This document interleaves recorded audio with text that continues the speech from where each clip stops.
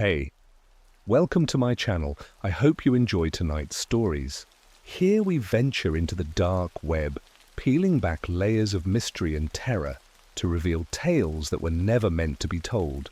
Leave a like and subscribe for more dark web scary stories. I was offered a job to escort. Something from a secret lab. The thing in the crate is moving. So this is going to sound insane. I know it. I still don't fully believe it happened myself. But I have to share it because I'm starting to think there's something really wrong out there, and I just barely escaped it. I've always been into weird stuff. You know, the usual dark web rabbit holes. Not the surface level stuff like memes or illegal streams, but the deep, real weird stuff that most people don't even know exists. I've been a part of a few sketchy forums, talking to people who seem to know things that no one should know and reading about things that should have stayed buried. But even in all of that, I never thought I'd get caught up in something like this.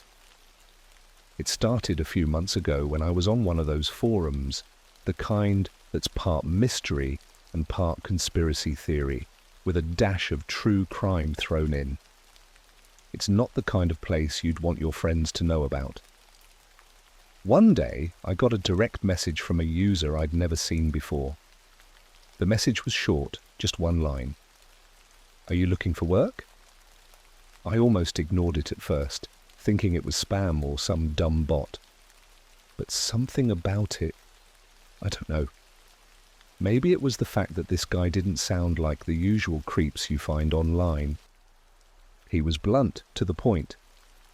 Serious. I replied with something casual, like, "Work for what?" and got a response almost immediately. "I have a job. Need someone to move something for me. Confidential." Now, I'm not going to lie to you, I was intrigued. And dumb. Yeah, hindsight's 20/20, but back then, I thought I could handle anything. Besides, I wasn't exactly rolling in cash, and my usual online gigs weren't exactly paying the bills. So I asked him more about the job. His response was vague. Just that it involved picking up a crate from a location outside the city and bringing it to a different address. The crate would be ready for pickup by the end of the week, and he promised the pay would be more than enough for what I had to do. He didn't explain what was in the crate, but he assured me it was nothing dangerous. If I'm being honest, that was one of the first red flags I should have paid attention to. But like I said, I was too curious, or maybe too desperate, to turn it down. We exchanged a few more messages, setting up the details. He didn't ask for anything from me, no personal info, no contracts. The location was a few hours outside the city, in some industrial area I'd never heard of. He said he'd send me the exact address the night before I was supposed to pick it up. All I had to do was show up, get the crate, and bring it to the drop-off point. Easy, right? I won't go into all the small talk we had over the next few days, but I will tell you that every conversation with this guy felt a little off, like there was something too smooth about him, like he'd rehearsed everything he said. But still, I kept telling myself it was probably nothing. When the day came, I packed up my car and made my way to the address he sent me. The entire trip felt wrong, though. The weather was fine, but the further I drove, the more isolated everything seemed. Like I was leaving the world behind, heading into a forgotten corner of the state where no one would look for me if things went sideways. The roads got narrower, more industrial. The buildings were decaying, abandoned warehouses, no streetlights. It was like I was driving into a nightmare where people went to disappear.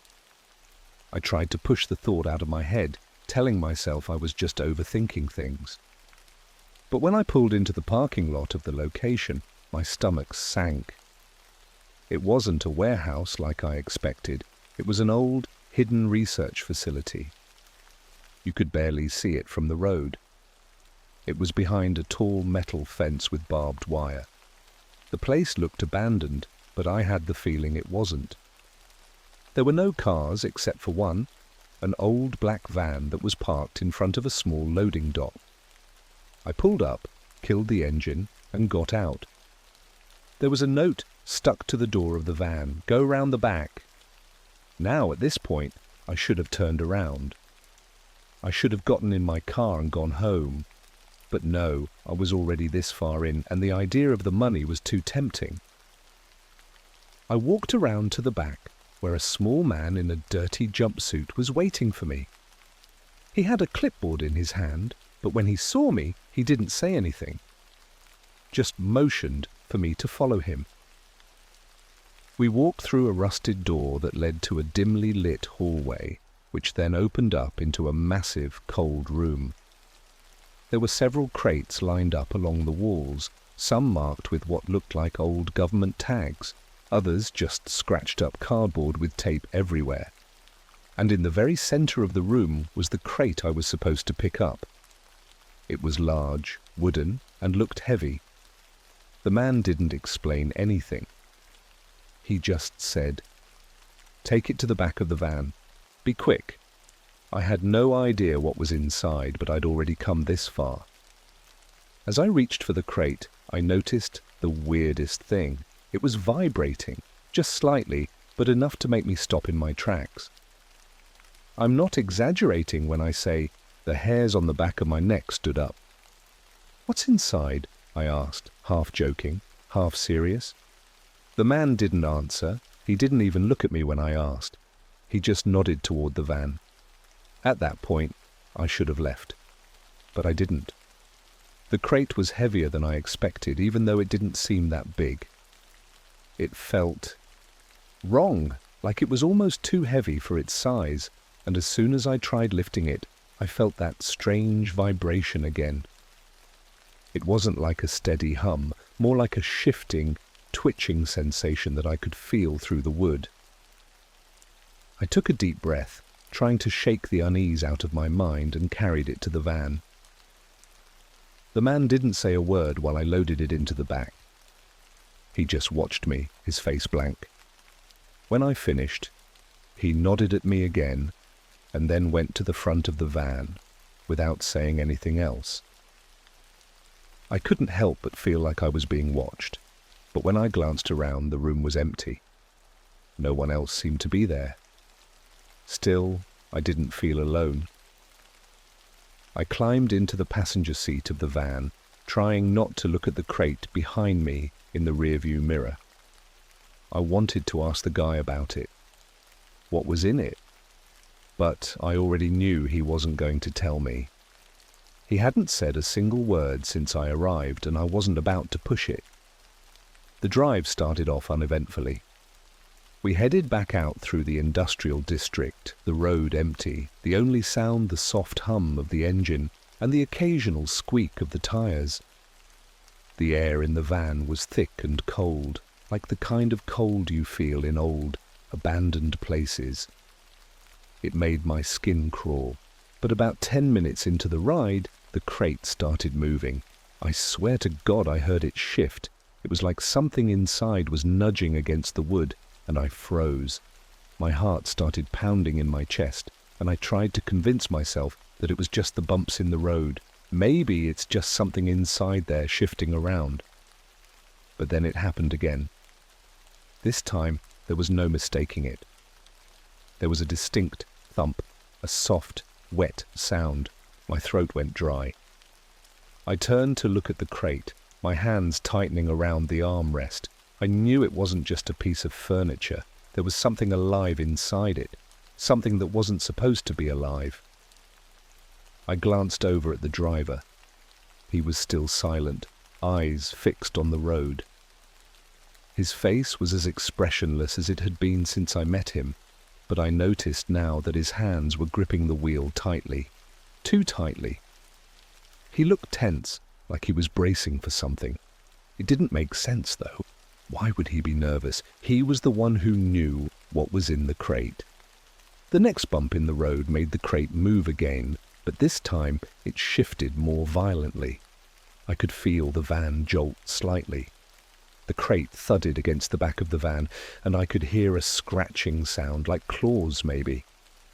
I couldn't take it anymore. I had to ask. Is it supposed to be moving? I asked, my voice shaking more than I wanted it to. The driver didn't respond. He didn't even acknowledge me. It was like he didn't hear me at all. He just kept driving, the road stretching out in front of us, empty and desolate. I wanted to reach back and open the crate to see what was inside. Hell, part of me wanted to just break the damn thing open right there and then. But I couldn't. Something was holding me back. I didn't know if it was fear or the sense that whatever was in that crate shouldn't be out in the world. It wasn't like I was a fool. I knew I had already crossed a line just by taking the job. I knew whatever was in that crate was probably something I was never supposed to see. But this was different. The way it moved, the way it made noises, it was like it was alive. And it felt like it was getting stronger, more aware of where it was. Another hour passed in silence, and the van kept moving, weaving through darker and more desolate roads. The world outside was disappearing behind us, swallowed up by trees and long stretches of empty land. I couldn't shake the feeling that we were heading into a place that didn't exist on any map. Finally, after what felt like an eternity, we turned down a dirt road. It was narrow, overgrown with weeds, and so dark I could barely make out the trees on either side. I felt the hair on the back of my neck rise, and for the first time I realized just how isolated we were. There were no other cars, no lights, no signs of civilization. We slowed down, and I noticed a large wooden gate in the distance, barely visible under the thick branches. The gate opened slowly as the van approached, and I could make out the shape of a large building behind it. Some kind of compound, maybe. The lights were dim, but there was a sickly yellow glow coming from inside. It didn't look right. The driver turned into the compound, and as we passed through the gate, the crate jolted once again, as if whatever was inside had kicked it. I couldn't take it anymore.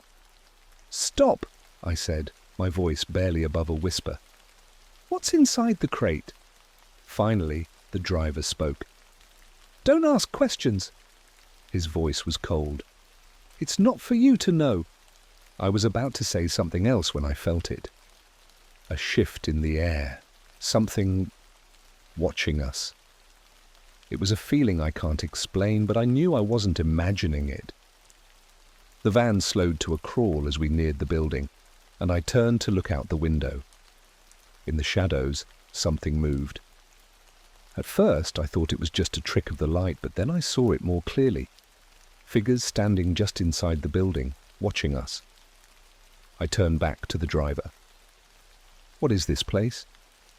He didn't answer. Instead, he parked the van in front of a loading dock and killed the engine. I sat there, staring at the building, trying to process what was happening. I wasn't alone anymore. Whatever was in that crate, they were waiting for it. And then the door of the van opened. The driver didn't even look at me as he stepped out, grabbing the clipboard from the back seat. He didn't say a word. I couldn't even bring myself to move for a few moments, frozen in place. But I knew something wasn't right. And deep down, I felt like I'd just made a deal with something much darker than I ever imagined. I don't know why I didn't get out of the van then and there. Maybe I was frozen with fear, maybe I was still hoping this was some sick joke. But I stayed seated, staring at the dark building, feeling the oppressive weight of whatever was inside the compound bearing down on me. The man shut the van door behind him without a word, leaving me alone with the crate.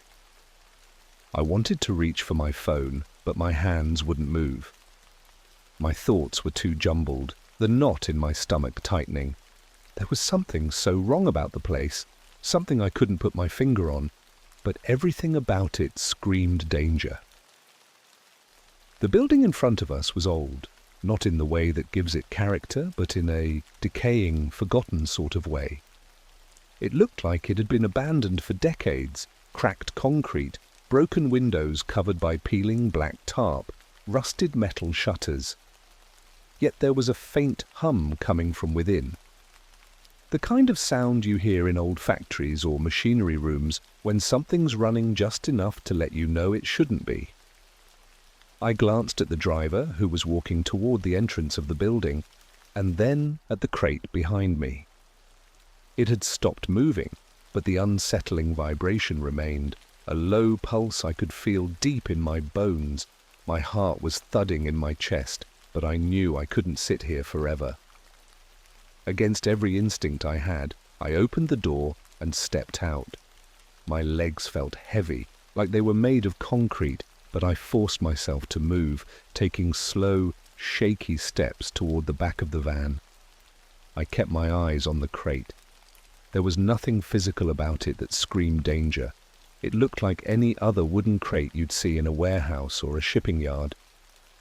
But the way it moved, the way it thudded against the walls of the van, there was something alive inside it. Something wrong.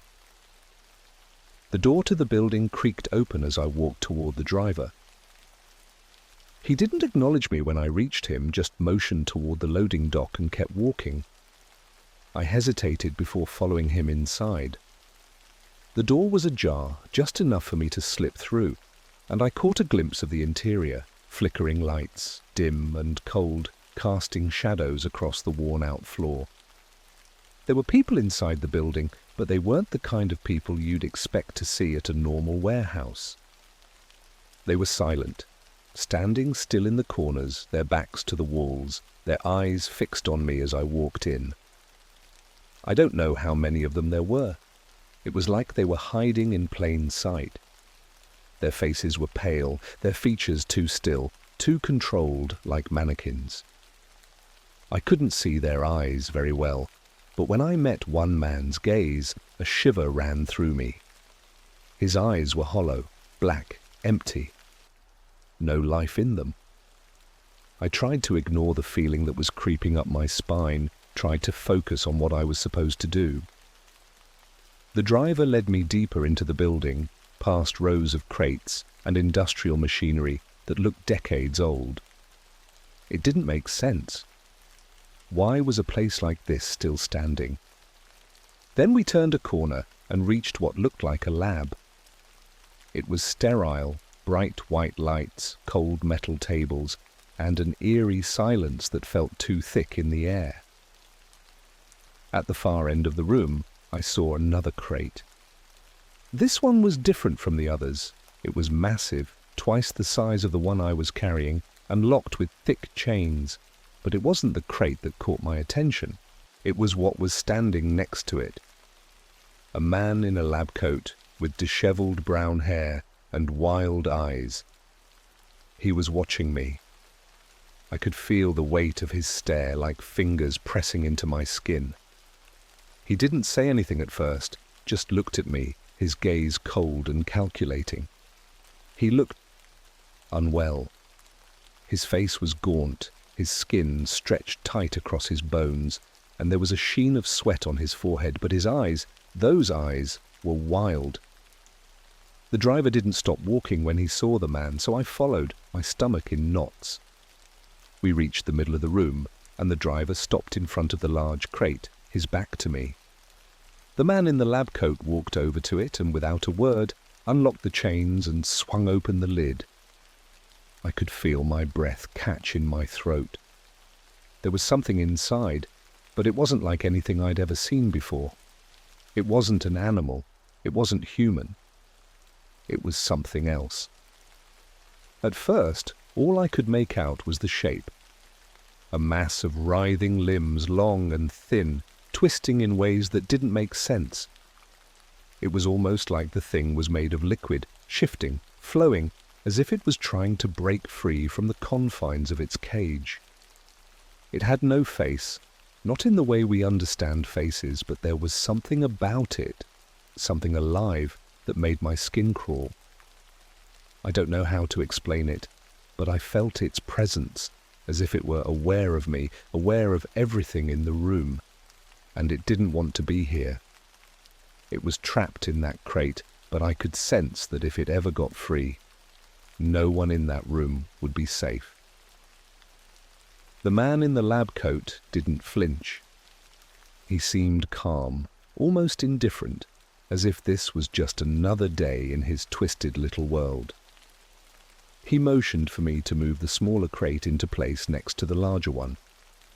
My hands were trembling, but I did it. I couldn't think straight. My brain was just buzzing with panic, telling me to leave, to run. But then it happened. The thing in the larger crate, the writhing mass of limbs, reacted to the smaller crate. It jerked, twitching violently, and I heard a sound, a soft, almost imperceptible whisper. But it wasn't a whisper of words. It was the sound of movement, the sound of something shifting. The crate rattled again, but this time the noise wasn't from the crate itself. It was coming from the thing inside it. And for the first time I felt it. The thing knew I was there. It wanted out. I didn't know what to do. My entire body was frozen, my heart hammering so loud I thought everyone in the room could hear it. The thing in the crate, it knew I was there. It was like it was aware of me, like it could sense me just standing there, watching it. I wanted to scream, to run, to tear through the lab and break through the walls to get out, but I couldn't move. I couldn't even breathe. The man in the lab coat didn't seem to notice. He was still standing by the crate, casually looking over his clipboard, as though the writhing mass of limbs and darkness wasn't inches away. Like the sounds filling the room, the scratching, the scraping, the slithering, weren't happening at all. But I could hear it. It was real. I forced myself to take a step back, one shaky foot after the other, and my heel brushed against the side of the smaller crate. The instant I did, a sharp crack sounded from the larger crate. The sound of something snapping inside, like bones breaking. A wet, disturbing noise followed, almost like a scream, but wrong. It was more like a shuddering sigh, a deep, guttural sound that sent a chill down my spine. That was when I heard it. It wasn't a voice, not in the way I understood voices. It was more like a presence. A sound that wasn't made with vocal cords, but with something far darker. It didn't say words, but I understood it, or at least the meaning behind it. It was as though it was speaking directly into my mind. You can't leave. The voice wasn't loud, it wasn't even a whisper. It was just there, in the back of my head, like a pulse, a feeling. I couldn't explain it, but it was as clear as day. The moment I heard it, my entire body went numb, and I felt a cold sweat break out across my skin. I turned to the man in the lab coat, desperate for some kind of explanation, but he wasn't looking at me. He wasn't even looking at the crate anymore. He was looking at the floor. I couldn't take it anymore. "What is it?" I asked, my voice shaking so much I could barely hear it. "What's inside that thing?" For the first time since I met him, he looked at me. His eyes were wide now, wild. His pupils were dilated, his face pale and sweating. But the thing that really got to me was how empty he looked. He wasn't just tired, he was broken. "You're not supposed to know," he said softly, his voice thin and distant. "You shouldn't have asked." I felt a coldness that went beyond the room. It seeped into my bones, something that had nothing to do with the temperature. The air was growing thicker, heavier. The thing in the crate had heard me. It was no longer just a presence. I could feel its intent now, like an invisible force pushing against me. And then it moved again. The crate shook so violently that I thought the whole building would collapse. The mass inside it slammed against the wooden walls, the noise like 100 limbs banging and scraping, a sound that felt too unnatural to come from anything alive. It wasn't a beast, it wasn't an animal, it wasn't anything human. It was something else, something ancient. The lab door slammed shut behind me. I whipped around, but I couldn't see who or what had done it. The air was thick with tension, every sound echoing through the space as if the walls themselves were closing in. I took another step back, then another, my feet stumbling over themselves until I was pressed against the wall. I couldn't breathe, I couldn't think. All I could hear was that shuddering, unnatural voice. And now I could feel it in my head, pushing at the corners of my mind like a weight that wouldn't let go. I don't know what happened next. 1 second, I was trying to stay calm, trying to figure out what I should do, and the next, I was moving. My body didn't listen to reason. I was on autopilot, my instincts taking over as I bolted toward the exit.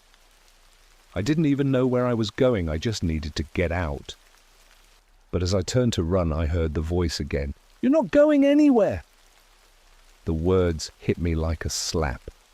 I stopped dead in my tracks, my entire body stiffening. I couldn't move. It wasn't just the fear. It was like something was holding me in place, something that was outside my body but inside my mind. The walls were closing in. I felt trapped, caught. Behind me, the door creaked open again and a figure stepped through. It was the man in the lab coat, but his face was no longer calm. It was contorted. His eyes were wide, unblinking, filled with a kind of insanity. And there was something else, something in his hands.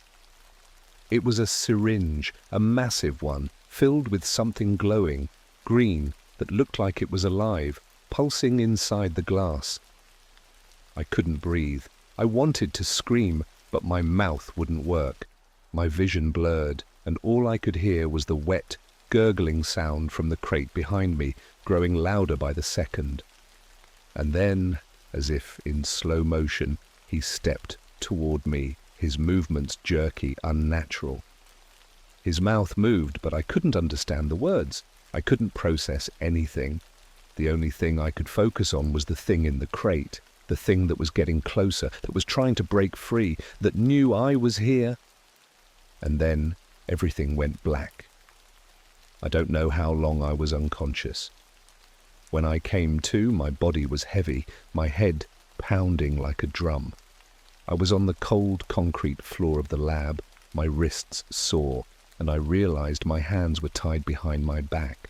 My chest was tight, like I couldn't catch a full breath. The fluorescent lights above buzzed in that sickly hum that seemed to vibrate through the bones of the building. My eyes darted around, but everything felt distant, like I was waking up from a dream I couldn't remember. For a moment, I thought maybe it had all been a hallucination. Maybe I'd passed out from the fear. Maybe the whole thing had been some twisted fever dream. But then I heard it, the faint, wet, scraping noise. It was coming from the crate, the same crate I'd left in the corner, the one that had been shaking, the one that had been alive. I tried to move, but the ropes were too tight, digging into my skin. I struggled against them, but it felt like the more I fought, the tighter they got. It was useless. My throat was dry, and my chest felt like it was being crushed under a weight. Then I heard footsteps, slow, deliberate, like someone was enjoying every step they took. I looked up, and through my blurry vision, I saw him, the man in the lab coat, walking toward me. His face was pale, but there was something more in his expression now. It wasn't just fear, it was satisfaction. He stopped in front of me, his eyes glinting under the harsh light. And for a moment, he didn't speak. He just looked at me, as if taking in the sight of someone who had no idea what they were up against. "You shouldn't have asked." His voice was quiet, but there was an edge to it, a kind of madness that made every word feel like a blade. I didn't have the energy to ask what he meant.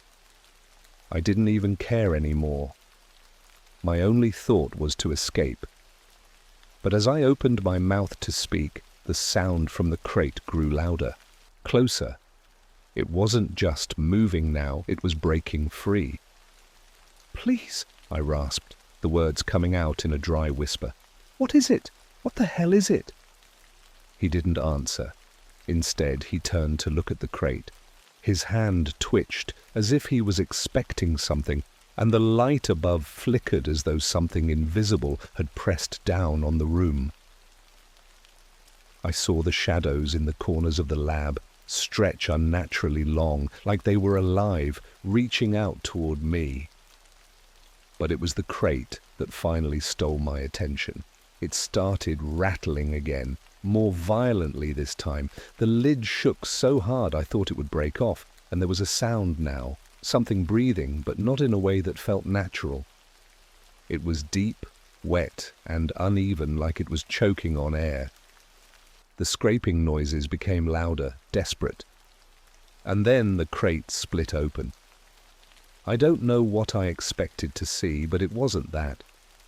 It was like a living mass, a writhing thing made of black tendrils, thick and slick, with something oily and dark. The limbs that came out of it weren't human. They were long and spindly, like they didn't belong in our world. Each one was lined with jagged, bone-like protrusions, and they twitched like they had a life of their own. I could see eyes, hundreds of them, spread across its surface, blinking and focusing on me all at once. But they weren't human eyes. They were something worse, empty, soulless, like they'd seen the end of time itself. I couldn't breathe, I couldn't scream. All I could do was stare as the thing in front of me uncoiled, slowly rising, pushing itself out of the crate. And in that moment, I knew the truth of it. The man in the lab coat was speaking again, but I couldn't focus on his words. The thing was moving toward me now, its limbs scraping across the floor, dragging itself closer, and the whole room seemed to tilt in a way that made my stomach churn. You weren't meant to know," the man said, his voice softer now, almost apologetic, but his eyes gleamed with a sick kind of delight. "But now you do. Now it knows you." I felt it too. The thing, it wasn't just close anymore. It was aware. It was hunting. There was a noise then, a faint clicking like teeth grinding together, and I realized it wasn't the thing in front of me making the sound. It was the man. His mouth was twitching, his lips curling upward into a sick grin, but it wasn't a smile. It was something else, something that twisted his face in ways it wasn't meant to go. He took another step toward me, his hands outstretched like he was going to touch me, but I couldn't let that happen. I couldn't let him. I struggled against the ropes, panicked now, my heart racing. My hands were starting to feel numb and my mind was screaming. I needed to get out. I had to get out, but I couldn't. And then it happened. The thing's limbs shot forward faster than I could react.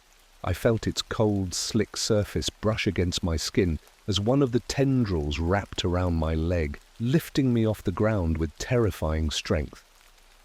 I could feel its cold, pulsating mass pressing against me, and the more I struggled, the tighter it gripped. The tendrils were everywhere now, wrapping around my arms, my neck, pulling me toward it. I could see the lab coat man's face, and for a second I thought I saw something flicker in his eyes. Maybe regret, maybe fear. But it was too late. The creature's other limbs shot out in a blur, grabbing the man by the shoulders and pulling him toward the crate. It was fast, so fast. In seconds, he was swallowed by the thing, pulled into the mass of limbs, dragged into the gaping hole where the eyes were. I don't know how long I was in that room after that, but when I finally managed to break free, cutting the ropes with the jagged edge of the crate, I didn't stay. I didn't look back. I ran. I'm running still. I'm not sure what that thing was. I'm not sure how long it's been alive or how many others it's consumed. But I know one thing for sure. It's still out there, and it knows my name.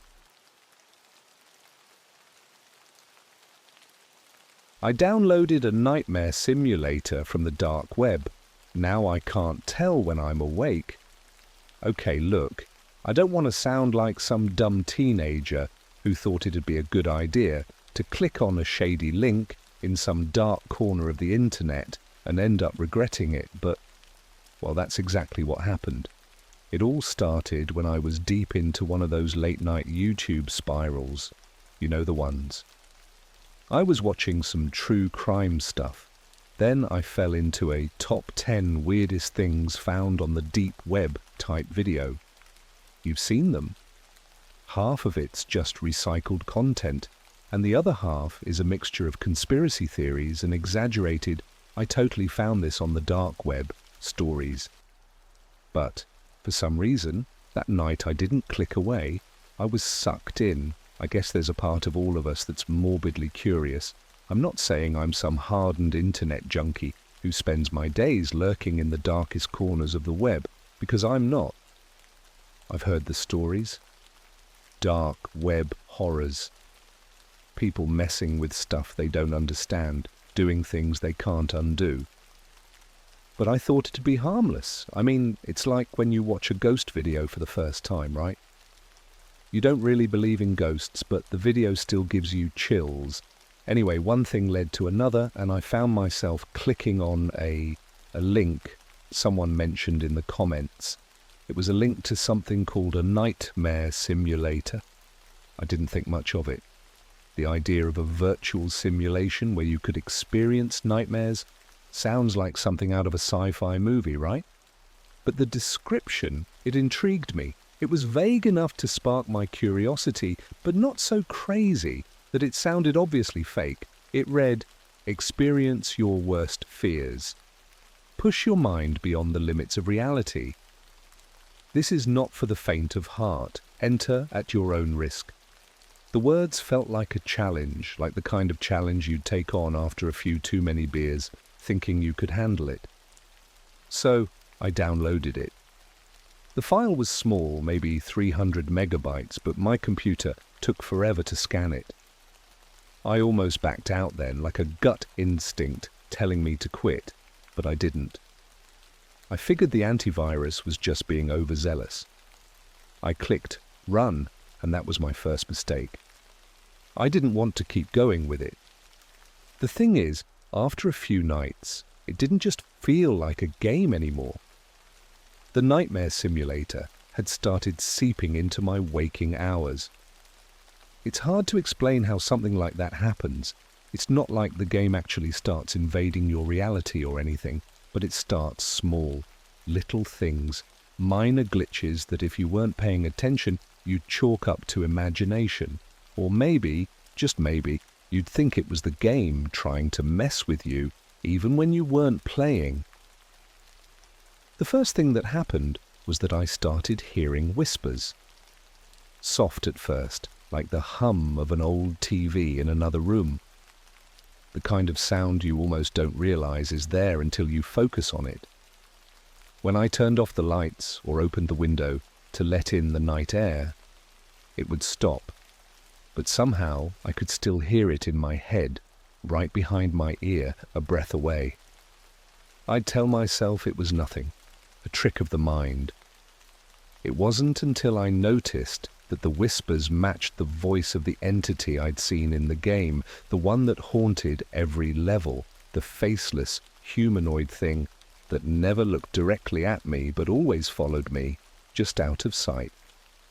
After a while, the whispers started saying my name. It was barely audible, like a murmur, but unmistakable. Sam. Each time, slow and drawn out, like it was tasting the sound of my name, like it was savoring it. I figured it was just another glitch, some weird feedback from the simulation. You know, one of those things that's meant to mess with you, like the game was poking at my mind, trying to drag me deeper. I thought I was being paranoid, so I stopped playing for a bit. The idea was simple: take a break.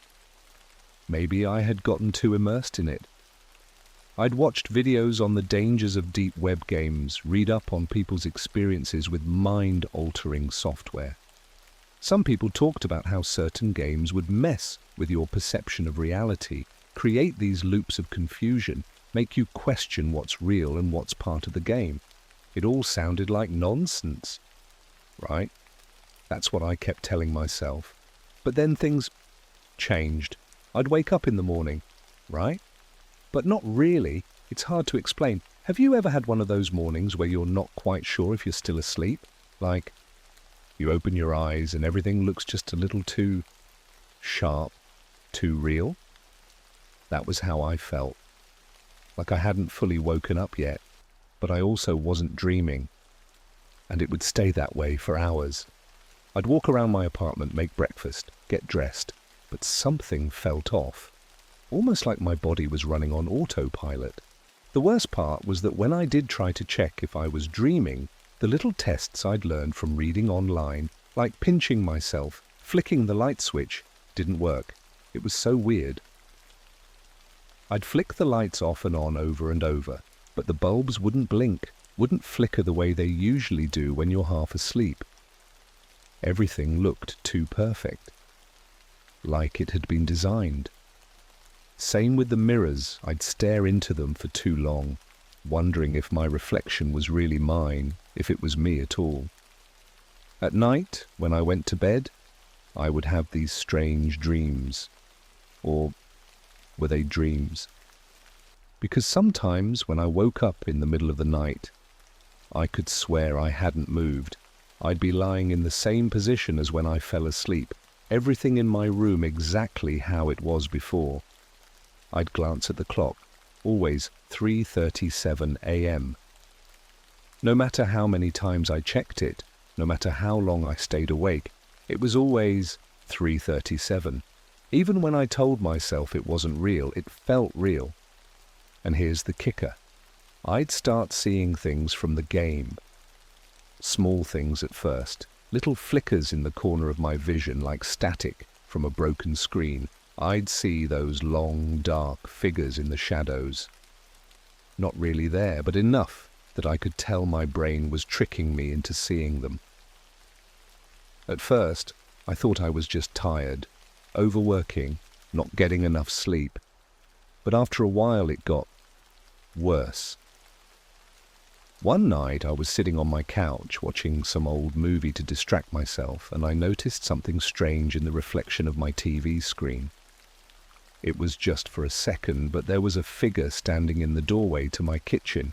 A tall, thin figure like someone had stepped out of the game and into my reality. I turned, expecting nothing. Nothing but the usual empty kitchen. But when I looked back at the screen, the figure was gone. It could have been a trick of the light. Could have been, right? But then the whispers started again. But this time they weren't quiet. They were louder, more insistent. Sam, turn around. Sam, I'm right here. I froze, and that's when I really realized, that I had stopped hearing the whispers in my head. They were coming from behind me. I turned, but there was nothing there, no one. Just the empty hallway. The whispering had stopped. But that's the thing, the game was never really done with you. Even when I wasn't playing, it was still playing with me. I think the worst part, I couldn't remember when the game had stopped being just a game anymore. I was starting to lose track of time. I didn't know what was real anymore. I'm not crazy. I keep telling myself that. But at this point, I don't know what else to call it. There was this night, probably the worst night yet, that I can't seem to forget. It's been a few weeks since I downloaded the Nightmare Simulator, but the more time that passes, the less I'm sure of what's real. It's like I'm always in between two worlds. Sometimes I'll be in my apartment, feeling perfectly fine. Everything's where it should be, normal, calm, but then I'll get this feeling. It's like I've crossed some invisible line and suddenly everything is off, just wrong. This particular night, I was on my couch, scrolling through random videos trying to distract myself. I had gone back to watching those stupid deep web horror compilations. You know, the ones where people talk about how they accidentally end up on some illegal site and have a terrifying experience. Most of the time it's just clickbait. but I had gotten so hooked on this stuff that I couldn't stop. I'd been watching for hours when, out of nowhere, the video I was playing froze. The screen turned completely black. No loading symbol, no error message, just a void. I leaned forward, frowning, trying to mess with the controls, but nothing was working. And then I heard something. A soft tapping, almost like a knock at my front door. I remember thinking, is someone at my door? I got up, still staring at the black screen, and shuffled toward the door, trying to shake off the unease. It had to be someone messing with me, maybe a prank, or a neighbor just needing something. But when I looked through the peephole, there was no one there. I don't know why, but I had to open the door. It was like I couldn't stop myself. My hand reached for the knob before I could even think twice. The door creaked open, and the hallway outside was empty. No one in sight. Just the dim light from the building's hallway lights casting strange shadows along the floor. But that's when it happened. I heard it again. The whisper. It came from behind me. "Sam!" I whipped around, heart pounding. Nothing. Just the hallway behind me, the faint hum of the old building's ventilation system. I took a few slow steps back into my apartment, scanning the space, but everything looked normal. For a second, I stood there, trying to calm myself when my phone buzzed. I checked it. A notification from the Nightmare Simulator app, of all things. The game, the one I hadn't touched in days. I stared at the screen for a long time before I dared open it. The message was simple. "I'm right behind you." It wasn't even the game talking. Not directly. It was just an empty, text-based message. But the thing was, I hadn't opened the app. I hadn't even been near my phone. It was in my pocket, locked the whole time. I felt a chill run down my spine. Slowly, I turned around again, this time slowly enough to try and convince myself it was all in my head. It wasn't. No one was standing there, but I wasn't sure anymore. I don't know how long I stood there, paralyzed. But eventually, I did what anyone would do when they're caught in a moment like that. I forced myself to go to bed. Tried to sleep. I mean, that's the thing, right? If you don't sleep, you start to lose touch with reality. You start to hallucinate. I crawled into bed, pulled the covers over me, and shut my eyes tight. I tried to relax. Let the night air in through the window. Tried to ignore the soft creaking of the old building settling. But then I heard it again. Not in the hallway this time, but in my room. I could hear someone breathing softly. I could feel it. The cold air just behind me. I froze, my eyes snapped open, and there, standing by the foot of my bed, was a shadow. A tall, thin figure, just like the ones in the game. But this one wasn't flickering. It wasn't part of a simulation. I could feel my heart hammering in my chest as I stared at it. But I couldn't move, couldn't even scream. The figure was so still, its features hidden in the darkness. It wasn't doing anything, just standing there, watching. I don't know how long it stayed like that. I couldn't take my eyes off it. Every time I blinked, the figure seemed to grow taller or closer or more real. At one point, it felt like it was leaning in, its face almost touching mine, but then my mind would reject it. I'd blink, and it would be back at the foot of the bed. It was like...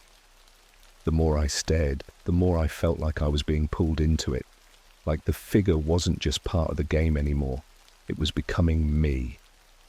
Eventually, exhaustion took over. I don't know if I fell asleep or passed out from the fear, but when I woke up, the figure was gone.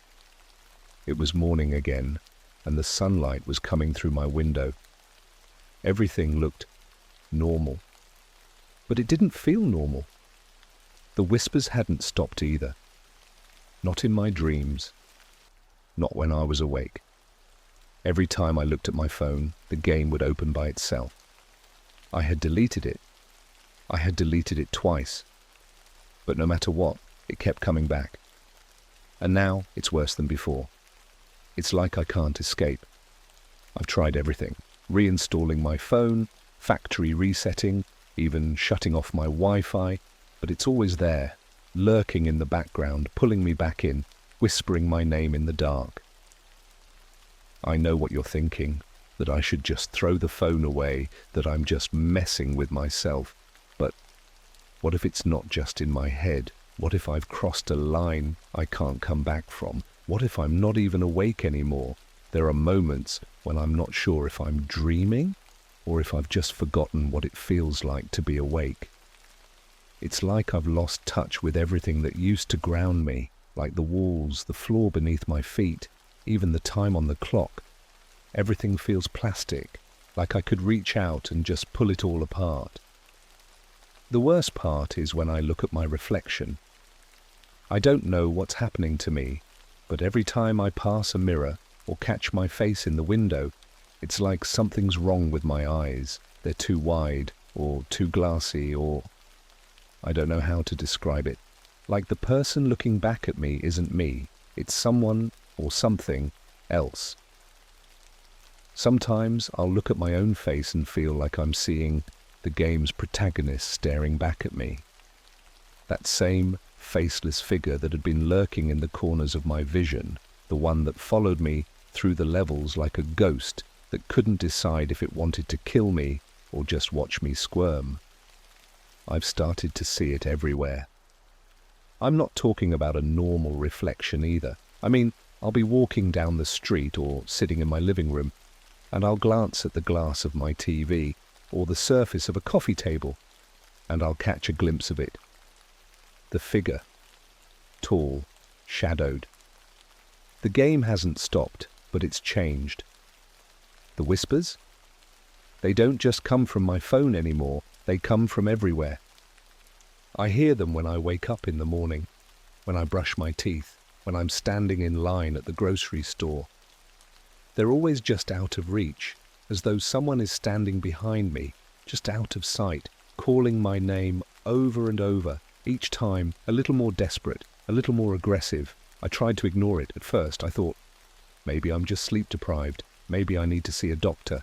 But when I went to see my GP last week, she asked me about my mental state.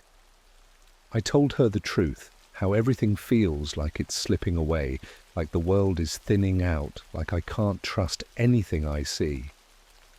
She asked if I was under stress or if I'd been having any vivid dreams. I couldn't bring myself to tell her about the game. I mean, who would believe that? I could hardly believe it myself anymore. That night, I went to bed thinking, maybe I'm just losing it. I tried to force myself to sleep, really tried, but it felt like I couldn't, like something was holding me awake, pressing down on my chest.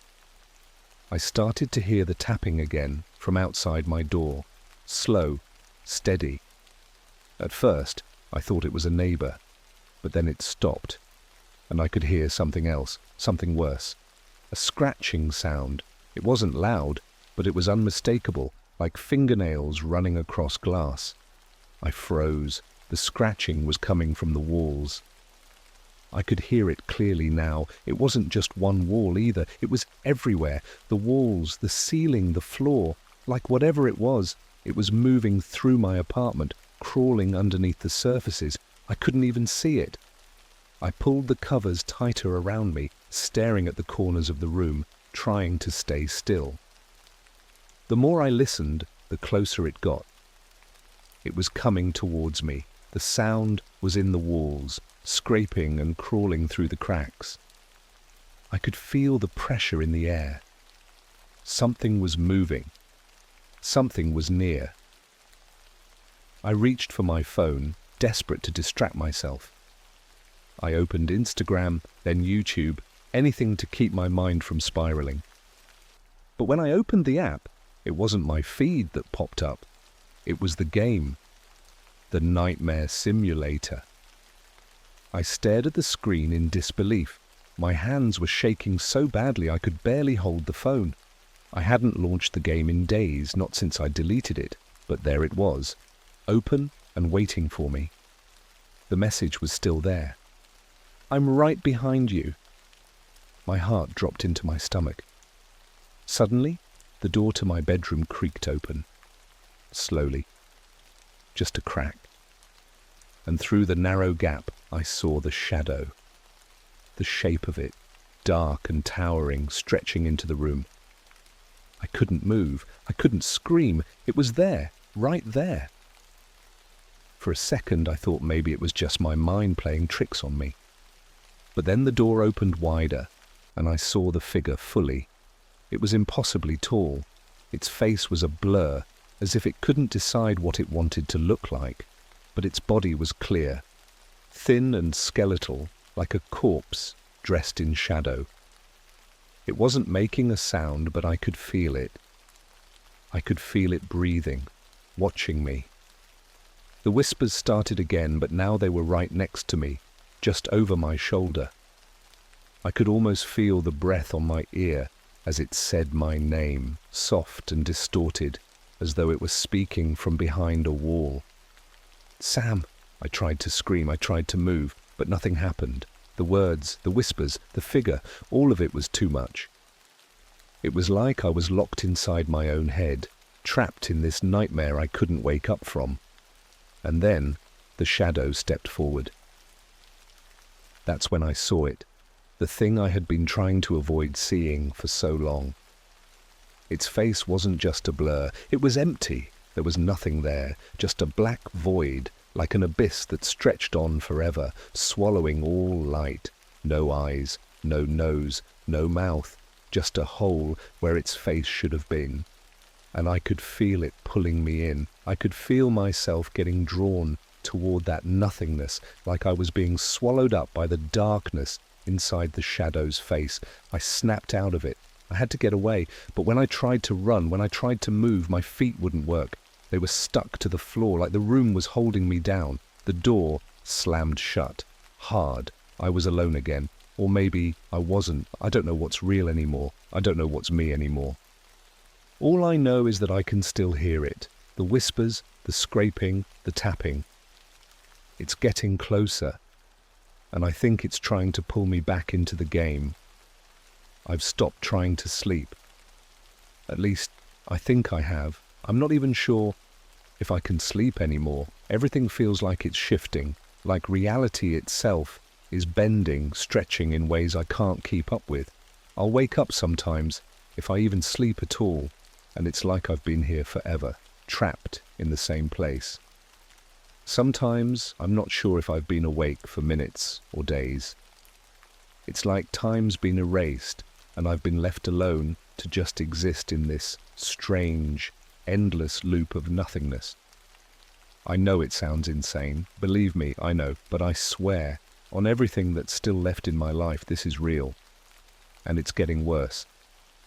The game has stopped pretending to be a game. I think it's real now, not just in my reality, but controlling it. A few nights ago, I went out to get groceries. I thought, maybe I need a break, just to walk outside, get some fresh air. But when I got to the store, something felt wrong from the start. It was crowded, too quiet. People were walking around, but none of them seemed to see me, their eyes glazed over, staring straight ahead, lost in their own world, as though I wasn't even there. I walked through the aisles, trying to keep my head down, to avoid drawing attention, but when I looked at the shelves, everything seemed off, like the labels were wrong, the products didn't make sense. I picked up a can of beans and read the label. It said tomato soup, but I knew it wasn't tomato soup. It was beans. I turned the can over, and the bottom was scratched up, almost like someone had tried to erase the original text. I put the can back, heart racing, trying to tell myself it was just my mind playing tricks. But then the lights flickered, and the whispers came again. "Sam, Sam, you don't belong here." The voice was so close I could feel it, brushing against my skin. I spun around, expecting to see someone behind me, but the aisle was empty. All the people around me were still moving, walking without any recognition, as if they were actors in some twisted play. I bolted out of there. I didn't even grab the groceries. I just ran as fast as I could back to my apartment, trying to outrun the feeling that I was being watched. No, hunted. The moment I slammed my door behind me, I knew it wasn't just a trick of the mind anymore. It wasn't the game's glitch or some weird hallucination. The game had crossed over. It was controlling everything now. I tried to call a friend that night, someone I could talk to, someone who could tell me I wasn't crazy. But when I picked up the phone, the screen was black. There was no call screen, no dial tone, just a reflection of my own face staring back at me with that same void in my eyes. The same empty look the game's character had. I wanted to scream, to throw the phone, but something stopped me. I didn't want to break the illusion. I didn't want to lose the last shred of reality I had left, but there was no escaping. After that, I stopped feeling safe anywhere. My apartment became a cage, but even then, it wasn't enough. There were moments when I would look at the door or the window, and I'd see that shadow, the figure from the game, standing outside, just waiting for me to step into its world. I'd blink, and it would be gone. But the feeling would linger like a cold draft that never went away. Then one night, maybe the worst one, I decided to confront it. I figured if I could just see the thing, if I could understand what it wanted, maybe I could end this nightmare. Maybe I could wake up. I plugged my phone back in. I knew it was risky, but I had to do something. The game opened itself. The app was there, flashing like a neon sign in the dark. I almost didn't want to tap it, but something pushed me forward. I had to. The screen flashed, and for the first time, I wasn't in control. The game was in control. The room around me shifted, distorted. The walls melted away. The air became thick, like I was drowning in it. I could hear my own breath, ragged and desperate, but it was muffled. The world around me shrank, became a landscape of jagged edges and twisted shapes, like everything was collapsing inward. And then it appeared. The figure, the shadow. It was there, not just on the screen, but in the room with me. It was no longer some distant entity. It was a part of me. It had been with me this whole time, inside my head, twisting everything I saw, everything I felt. The air around me grew heavier, suffocating. Its face, still empty, still that gaping black hole, loomed larger. I couldn't breathe, couldn't move. The whispers weren't just whispers anymore. They were screams. They were shouting at me, inside my mind, inside my bones. Sam, you're not real. And I don't know what happened next. One moment I was there, trapped in that nightmare, and the next, everything stopped.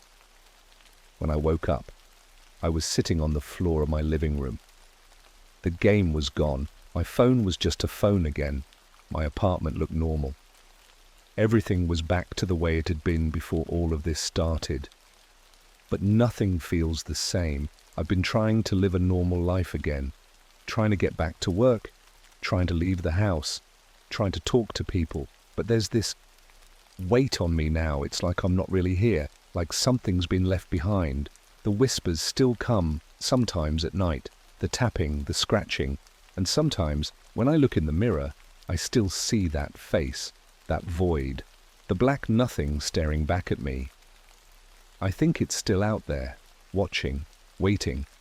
And every time I close my eyes, I'm not sure if I'll wake up again. I'm not sure if I'm still awake now.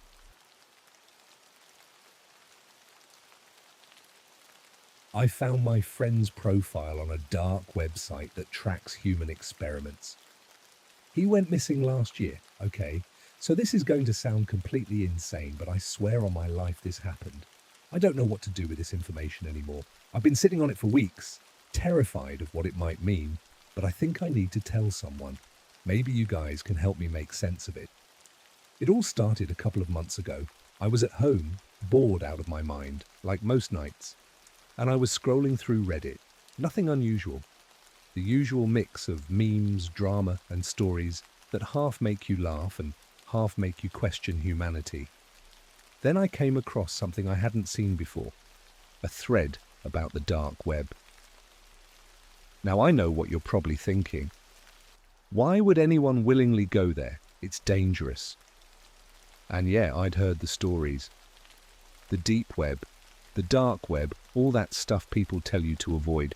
But here's the thing, I'm not one to believe every piece of internet horror gossip. I've watched all the creepy YouTube videos, heard the podcasts, read the articles, so I guess I thought I was immune to it. Plus, I didn't think anything could be that bad. I had no intention of diving deep. I was just curious, you know? Anyway, this thread, it was something different. It wasn't one of those how to access the dark web kind of posts or even a creepy story. This one had a single link, just a URL and a short message that said, "If you want to see something you'll never forget, click this." Stupidly, I clicked it. I didn't think much of it at the time. The link took me to a random-looking website with a simple black background and a loading bar. Then a login prompt popped up. Just an email and password. No sign-up button, no instructions, just those two fields. I figured it was a dead link, or maybe one of those hacker things where you put in some fake info and it gets you nowhere. But I couldn't stop myself from trying. So I put in my email, nothing special, and then I froze. I remembered a conversation I'd had with my friend Alex months ago. Alex was kind of obsessed with the dark web.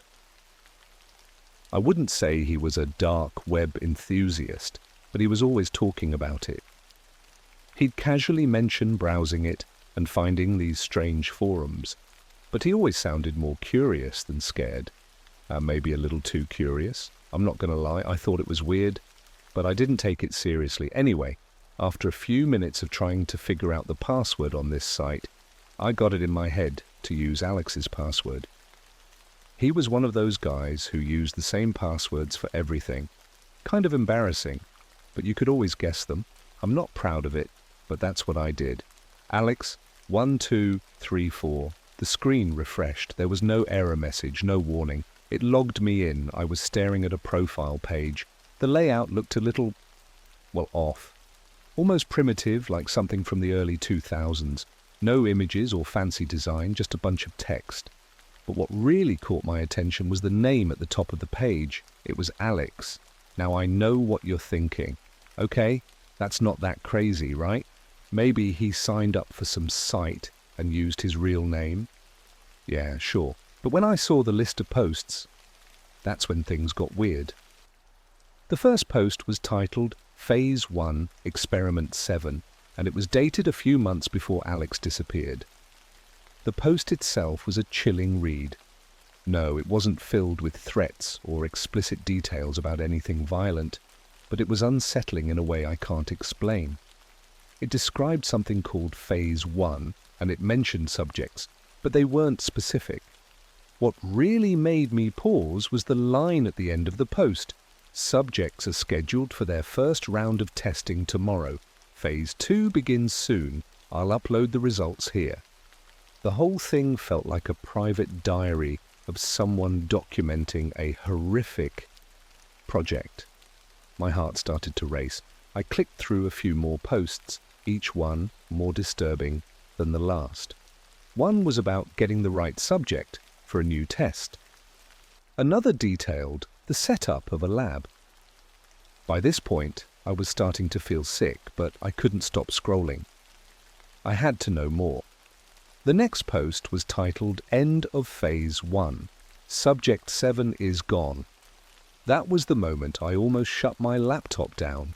It felt like someone had reached into my chest and squeezed. I read it over and over, not fully comprehending what I was seeing, but the last sentence hit me like a freight train. Subject 7's body has been discarded, but the work isn't over. Phase 2 begins tomorrow with Subject 8. The missing person reports don't matter. It was like someone had written this about Alex. You see, Alex had disappeared last year. I mean, completely vanished.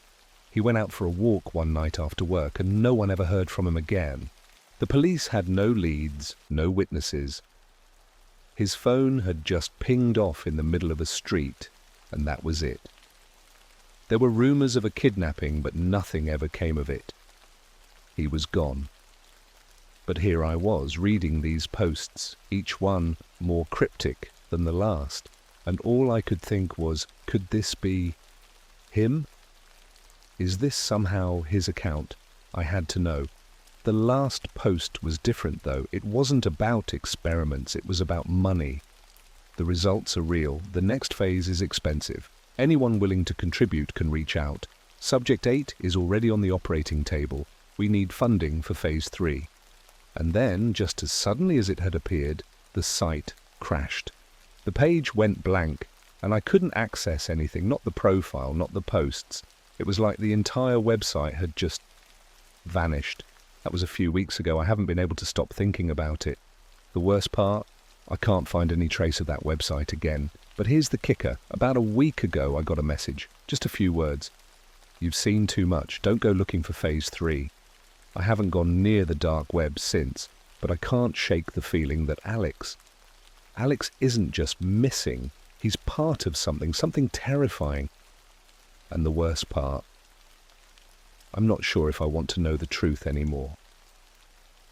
A few days after the message appeared in my inbox, I decided I had to do something. I had spent the entire week trying to forget about the site, trying to tell myself it was a glitch, a hoax, maybe even a prank. But deep down, I knew it wasn't. I knew that the more I tried to push it out of my mind, the more it was going to haunt me. I couldn't let it go, not when Alex's name was tied to it. So I did what I always do when I'm stuck on something. I started researching, not in the usual places, Google, forums, even Reddit threads, but something darker. A part of me still felt stupid for going anywhere near the dark web, but I had to know what happened. I had to find out who was behind those posts. Maybe I could find out what happened to Alex. I dusted off an old laptop I'd kept in the back of my closet. It wasn't connected to anything personal. No passwords, no banking info, nothing that could trace back to me. If I was going to do this, I needed a clean slate. I fired up Tor, not knowing what to expect. The last time I accessed anything on the dark web, I hadn't gone deeper than a few random links, but this felt different. I had a purpose this time, and I wasn't about to back down. It was late at night, around 2 a.m., when I finally accessed the site again. I don't know why I expected anything different, but the feeling of dread hit me the second it loaded. The same black background, the same simple layout. But this time, the login screen was different. There was no error message, no blank page. The login form was just there, waiting. And somehow, I knew it wouldn't be the same as before. I typed in Alex's password again, Alex1234, and clicked enter. The screen didn't refresh, it just flickered. My heart pounded as the login page seemed to stretch on forever. I stared at the spinning wheel, thinking it might be a bad connection. But then something changed.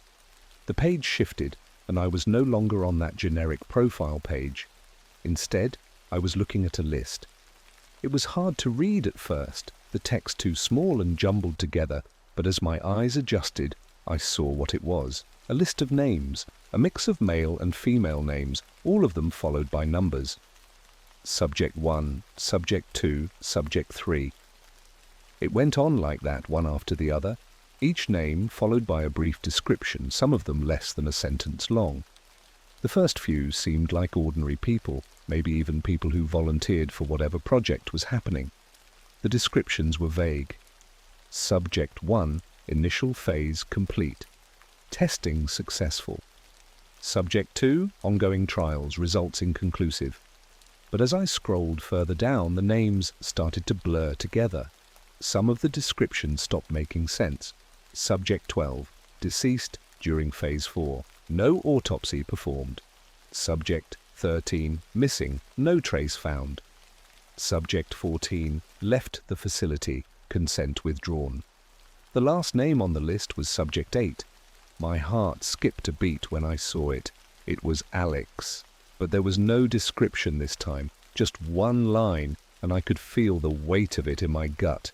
Subject 8, unaccounted for, awaiting Phase 3. I could feel the walls closing in. I didn't know how to react. I mean, what does awaiting Phase 3 even mean? Was Alex still alive? Was this some kind of sick joke? How was this possible? But I couldn't stop myself from clicking. I needed to know. The moment I clicked on Subject 8, the screen changed. A file opened, one of those old-school text files that looked like it came straight out of the 90s. It was full of numbers and formulas, none of which I could understand, but at the bottom was something that made my blood run cold. Phase 3. Integration process complete. Subject 8 will be relocated to the next facility. Ensure no communication with the outside. The final step is imminent. The file ended there. I sat there for a few minutes, staring at it, trying to process the words, but they made no sense. What was Phase 3? What did it mean for Alex? For anyone else who was involved? And that's when it happened. A small pop-up window appeared in the corner of my screen. I thought it was some kind of ad at first, but the words were different. The font was plain and black, simple, like it was written by a person rather than a machine. You've seen enough. Stop looking. My heart slammed in my chest. I immediately tried to close the window, but my cursor froze. The screen went black. The laptop beeped. For a second I thought it was all over, that the site had somehow detected me, or worse, someone was tracking me. But then the screen flickered back to life. It was still black, but something new appeared. A picture. It was a grainy, low-res photo. I could barely make out the figure, but I knew it was Alex. The same hoodie, the same messy hair. But his eyes were different. Empty. He looked wrong. The image was moving like a GIF, and in the background I could hear a faint hum. The sound of machinery, maybe? Some kind of lab equipment, or worse. The image began to distort. It wasn't just the static now, it was more like something was inside the picture. Something watching me. I could almost feel it, like eyes behind the screen. I tried to close the page, but it wouldn't let me. The laptop froze again. My hands were shaking so bad I almost dropped it.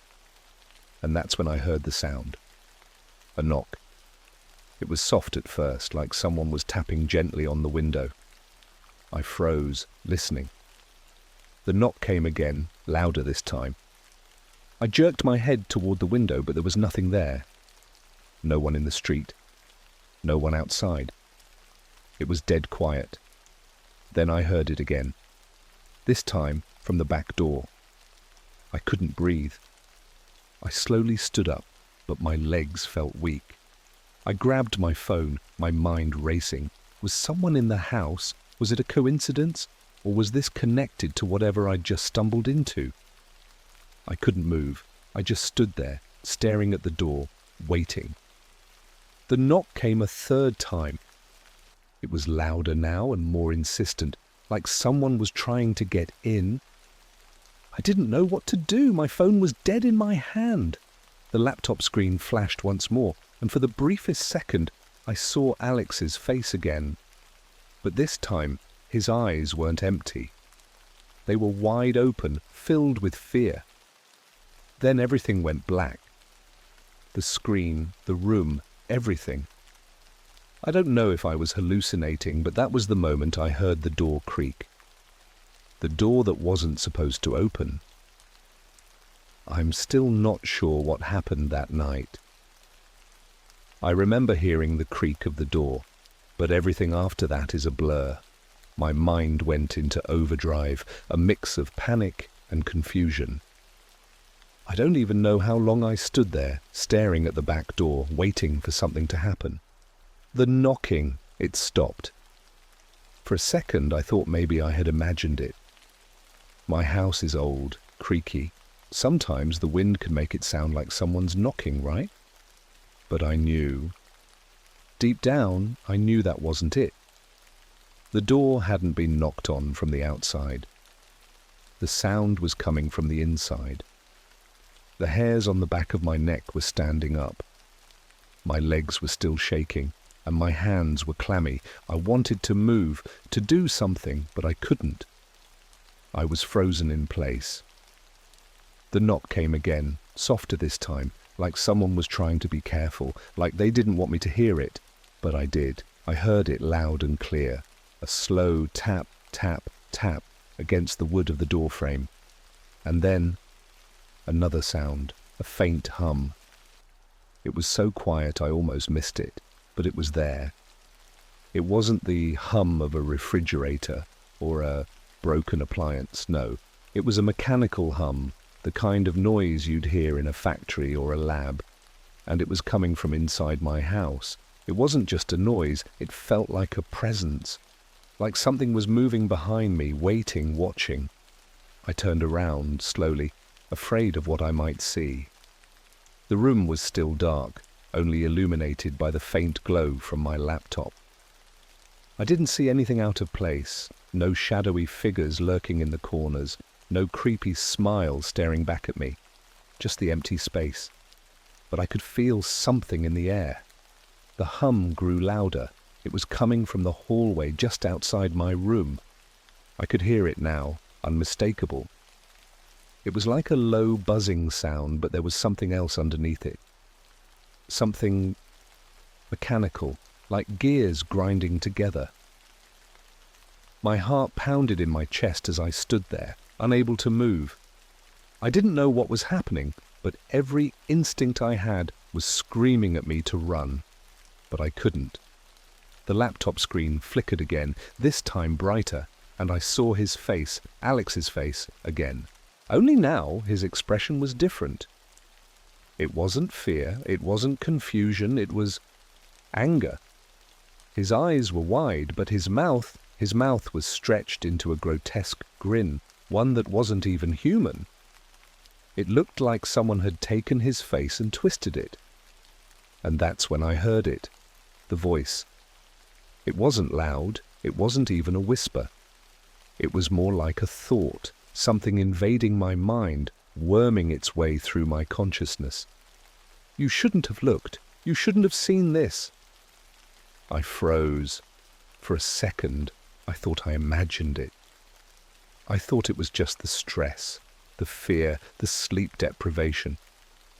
But then the voice came again, louder this time, cutting through the static of my thoughts. They're coming for you. They're coming now. The hum intensified. I could hear it outside my door, like the walls were vibrating. My head was spinning. I didn't know what to do. I didn't know where to go. I was stuck in my own room with my own thoughts, feeling like I was losing touch with reality. But that wasn't the worst part. The worst part was that I suddenly understood. I knew what the voice meant. I had seen something I wasn't supposed to. I had stumbled too far into something, beyond my comprehension. I was a part of this now, whatever this was. I stepped backward, away from the door, away from the screen, but the voice wasn't done. He's here. I spun around, heart racing. My eyes scanned the room. There was no one there, but I felt it. I felt someone in the room with me. My breath hitched. I grabbed my phone, but it was dead. I didn't know what to do, where to go, but I knew I couldn't stay there. I grabbed the nearest thing I could find, a small metal lamp, and held it up like a weapon. I turned slowly, checking every corner, every shadow. That's when I saw it. It was subtle at first, a movement, like a shadow that wasn't quite right. It flickered across the wall, just out of the corner of my eye. But when I turned to face it directly, there was nothing there, except a figure. It was standing by the door, barely visible. Just a silhouette, but I could make out the shape. Too tall to be anyone I knew. Its features were blurred, like a glitch in the world itself. There were no details, just a shape. A figure with long limbs and something wrong about it. The way it moved, the way it didn't move, like it was waiting, frozen in place. My pulse hammered in my ears. My hands shook as I gripped the lamp tighter. I took a step back, and then another. My legs felt like they were made of lead, but I had to get out. I had to leave. And then I heard it again, the hum. But this time, it wasn't just coming from the hallway. It was in the room, in the walls. It was everywhere. My head was pounding. That's when I heard the door creak open, not from the inside, but from outside. Something was moving toward me. I could hear it. The footsteps were slow, deliberate, almost calculated. I ran. I didn't look back. I just ran. I threw open the window, scrambling to climb out, my feet slipping on the ledge. I barely caught myself as I landed on the ground. My body ached from the sudden impact, but I didn't care. I had to get away. I ran. I don't know how far. Down the street, through the alleyways, as far from that house as I could. But I couldn't escape the feeling that something was still following me. I didn't stop until I found myself in the middle of the city. I collapsed on the sidewalk, gasping for breath. My heart was still racing, but even as I sat there, surrounded by strangers, I knew one thing: I wasn't alone. The hum hadn't stopped. It was still there, faint but persistent. It was inside my head, inside my skin. And then, just as I thought I could breathe again, I checked my phone. The screen flickered to life. A message. Phase 3 is starting. You won't be able to run from this. I don't know who's watching me or who's behind all of this. But I can't go back to my old life. The door is open now. I can feel it in my bones. And it's coming for me. The next few days were a blur. I don't even remember half of what happened. It was like I was living in a fog with a constant, low-level dread gnawing at the back of my mind. I couldn't sleep. I couldn't eat. All I could hear, all I could feel was that hum. It wasn't just a sound anymore. It was a presence, like something was vibrating beneath my skin, in my bones. Every time I closed my eyes, it was there, growing louder, pulling me toward it. The feeling of being watched never left me. I tried to reach out to people, but no one would believe me. My parents thought I was having some kind of breakdown, and my friends, well, they didn't even understand. I couldn't explain it. How do you explain something like this? The fear that's so deep in your gut that you start to question whether you're still sane, or if you've just slipped over the edge into some nightmarish version of reality. I tried calling the police, but when I mentioned the dark web or Alex's name, they treated me like I was some paranoid conspiracy theorist. They couldn't help me. No one could. I was completely alone in this. And then, one night, it happened. I was lying in bed, staring at the ceiling, trying to block out the hum, trying to ignore the creeping sensation that someone was standing in the doorway. That's when the knock came again. It was soft at first, just a light tap, like it had been before, but then it grew louder, more persistent, until it was the same rhythmic pounding I'd heard on that door weeks ago. Tap, tap, tap. The sound came from the inside of my room, not from the hallway, not from the window, from the very walls. I couldn't move. I was paralyzed. My chest felt tight, like there was a weight pressing down on me. I tried to turn on my bedside lamp, but the switch didn't work.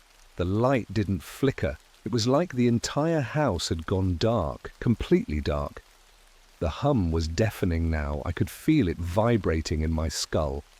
And then, just when I thought I couldn't take it anymore, the door to my room creaked open. I didn't dare look up.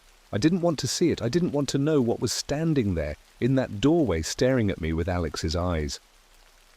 The voice came again, cutting through the silence. It's too late to run. You've seen too much. You're part of this now. I froze. My breath caught in my throat. I couldn't speak, couldn't scream. The words felt like they were stitched into the air around me, as if the very walls were alive with them.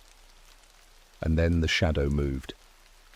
I could feel it, sliding along the edge of the room, like something from the deepest part of the dark web itself had come to life. I don't know how to explain it. There was no shape, no real form to it, just a presence, something dark and impossible, stretching across the space. I heard the voice again, this time closer, right in my ear. He was just the beginning. I felt my blood freeze. I couldn't take it anymore. I bolted out of bed and ran for the door. But as soon as my hand touched the knob, the room seemed to shift. It was like the very air was thicker now, heavier. The hum didn't just vibrate in my ears, it pushed at me like a force I couldn't escape. My legs felt weak, my vision blurry.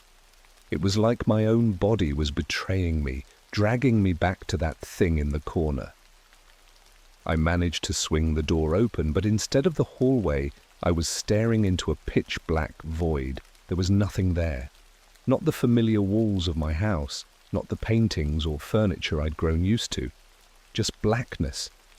And then, out of the darkness, I saw it. A figure. It was too tall, too thin, too wrong. It moved in jerks, like it didn't know how to walk, or like its limbs weren't fully connected to its body. Its face was blurred at first, but then it focused, and I saw it clearly, the distorted face of Alex. But it wasn't him. Not really. His eyes were wide and empty, like the pupils had been sucked right out of him, leaving behind hollow sockets. His mouth was open, but no sound came out. The skin around his mouth was stretched tight, like it had been pulled into a grotesque smile. I couldn't breathe, I couldn't move. That's when I realized Alex was dead. Whatever was standing in front of me wasn't him. It wasn't human. The thing in front of me, whatever it was, twisted its head, the way a broken doll might turn its neck. I could hear it cracking. It took one slow, deliberate step toward me, and I felt my body give out. My knees buckled, and I hit the floor with a thud. You can't escape. You've seen too much. You'll be part of the experiment now. The voice wasn't Alex's. It was a low, distorted growl, like it was coming from somewhere deep, somewhere unnatural. I tried to scream, but the sound caught in my throat. I tried to move, to run, but my body wouldn't respond. I was trapped. And then, just as I thought I was going to lose my mind, the thing stepped closer. I could feel its breath on my face, cold, unnatural. It leaned in, and for the first time I saw its eyes, not Alex's eyes. These were cold, empty sockets with something dark and glimmering swirling in the depths. It was like they were watching me, studying me, measuring how much fear I could take before I snapped. I felt a sharp pain in my chest, a pressure, like something was inside me, pushing against my ribs. I gasped for air, but nothing came. I wanted to scream, to fight, but the air had thickened around me, choking me. And then the figure opened its mouth wide, wider than should have been possible, its jaw unhinging like a snake, ready to swallow me whole. Phase 3 is ready. I closed my eyes, and for a brief moment I thought maybe I was finally losing it. Maybe I was just dreaming, but when I opened them again I wasn't in my room anymore. I was in a different place. I'm not sure when it happened, but one moment I was lying on the floor of my room, choking on air that felt thicker than lead, and the next, everything shifted. It felt like being dragged through a tunnel, like reality itself was folding in on itself, twisting into something else entirely. I blinked, trying to focus, but everything around me was wrong. The room had vanished, replaced by something sterile, cold. My hands were trembling as I looked around. The walls were made of smooth white metal, too smooth, too clean. I could hear the distant hum again, but it was different now, more mechanical, deeper, like the whirring of massive machines. I was in some kind of lab. The air was thick with the scent of chemicals, antiseptic, and something else, something sharp, metallic, like rust. The lights above buzzed, flickering every few seconds, casting harsh shadows across the room. There were tables around me, metal tables, and I could see the outlines of other figures lying on them. The figures were covered by white sheets, their forms indistinct, but unnerving. I couldn't tell if they were alive or not. Some of the sheets had strange shapes underneath them, bulging in ways that made my stomach churn. My heart thudded in my chest as I stumbled to my feet. The sound of my boots on the cold floor echoed in the empty space. My mind was racing. How had I gotten here? Why was I here? The last thing I remembered was the creature, Alex's face, that grotesque imitation of him, coming toward me, opening its mouth. And then I froze. There was a faint sound behind me, a soft scrape against metal. I turned, and for a second I thought I saw the same figure, the same thing, standing just beyond the shadows. But this time it wasn't just a silhouette. I could see the outlines of its eyes, those empty, dark pits, staring at me, watching me. I couldn't breathe. I wanted to run. I needed to run. But my legs wouldn't move. It felt like my body was being held in place by something invisible, something pressing down on me from every direction. Then, from the far end of the room, a door opened. I could see the outline of a figure standing there, framed in the doorway. The figure moved into the light, and that's when I saw who it was. It was Alex. Or at least it looked like Alex, but it wasn't him. Not anymore. His skin was pallid, stretched tight over his bones, his eyes sunken deep into his skull. He moved slowly, like he was drugged, his limbs jerking with unnatural twitches. His face was twisted into a permanent grin, the kind that no human should ever be able to make. I took a step back, my mouth going dry.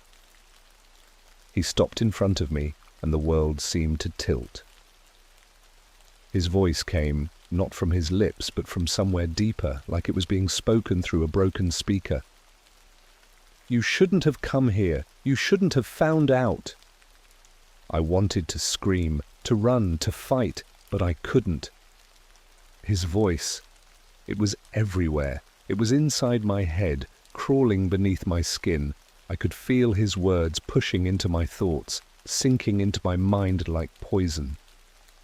He reached out a hand toward me. His fingers were twitching, too long, too thin, like they didn't belong on his body. Phase 3 is about you now. I couldn't look away from his eyes. I could feel his gaze pulling me in, dragging me down into that empty, abyssal place behind them. I tried to step back, but my feet wouldn't move. It was like I was stuck in place, locked into some terrible moment of inevitability. And that's when I saw it. The machine.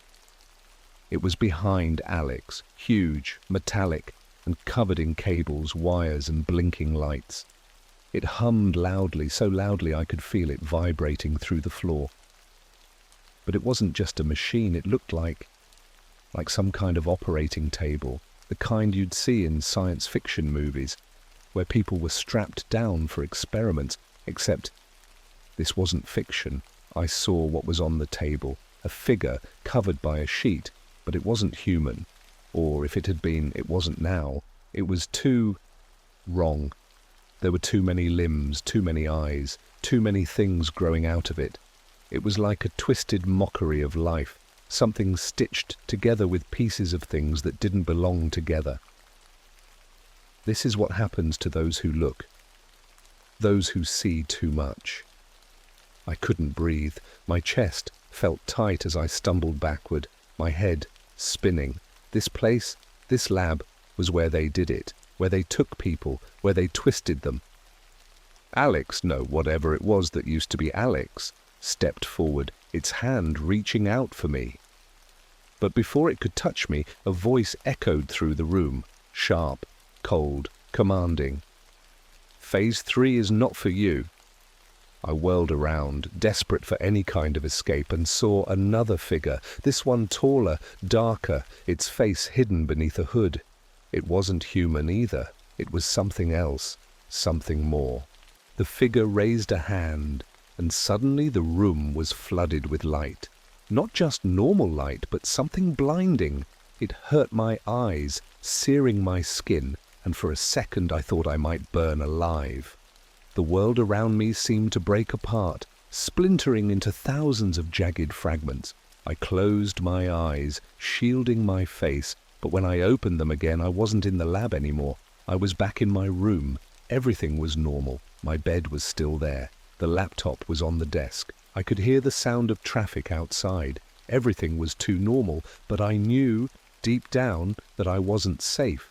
That voice, the one from the lab, it still echoed in my mind. The hum, the feeling of something watching me, it hadn't gone away. And worse, the laptop screen. It flickered to life again. A new message appeared. "The experiment isn't over. We'll find you. You'll never escape." I tried to turn the laptop off, but it wouldn't power down. The screen stayed on, glowing in the dark. I couldn't escape it. I couldn't escape them. I know I'm being watched. They're tracking me. They'll come for me. They always do. I am part of the experiment now, and there's no going back.